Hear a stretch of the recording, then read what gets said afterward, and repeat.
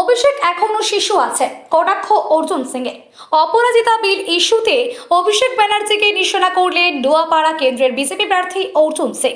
প্রসঙ্গত, রবিবার পানিহাটিতে দলীয় প্রার্থীর সমর্থনে প্রচারে অভিষেক অভয়ের মাকে অনুরোধ করেছেন আগামী 24শে এপ্রিল সভা মঞ্চে প্রধানমন্ত্রীকে বলতে, যাতে রাষ্ট্রপতি অপরাজিতা বিল পাশ করে দেয়।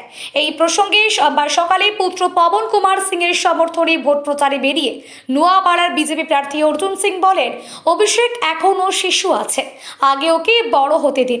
বিজেপি লাশের ওপর রাজনীতি করে বলে অভিযোগ অভিষেকের। এই প্রসঙ্গে অর্জুন সিং বলেন, পঞ্চায়েত নির্বাচনে 100 জন খুন হয়েছে, 2021 সালের পর 70 জন খুন হয়েছে, তাহলে লাশের ওপর কে রাজনীতি করছে তা সকলেই জানেন।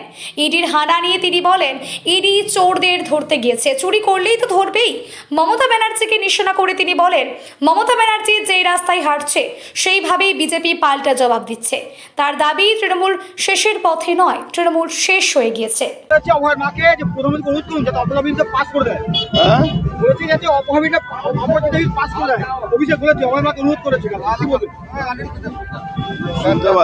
অপরাজিতা বিল পাস করার জন্য প্রধানমন্ত্রীকে বলতে বলেছে অভয়ের মাকে অভিষেক। অপরাজিতা বিল, অভিষেক ব্যানার্জি এখনো শিশু আছে, ওই শিশুটাকে এখন বড় হতে দিন, তারপরে এইসব প্রশ্ন করবে। অভিষেক ব্যানার্জি বলেছে বিজেপি লাশের উপর রাজনীতি করে। সেটা তো বাংলা মানুষ দেখেছে। পঞ্চায়েত ভোটে 100 লোক খুন হয়েছিল, আর 2021-এর পরে প্রায় 70 জন খুন করা হয়েছিল।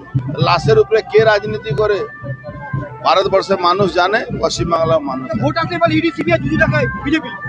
জুজু দেখাওয়ার তো কোনো ব্যাপার নেই। ইডি সিবিআই চোরদেরকে ধরতে গেছে, এর মধ্যে জুজু দেখানো কি ব্যাপার আছে?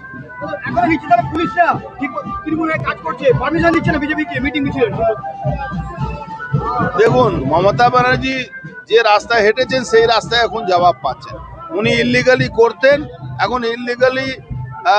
এখন লিগাল যখন হয়েছে তখন ওনার অবস্থা খারাপ আছে। মোদীজি বলেছে যে অনেক জেলা শূন্য হয়ে যাবে তৃণমূল শূন্য হয়ে গেছে, হয়ে যাবে না, হয়ে গেছে। মোদীজি ঠিকই বলেছে।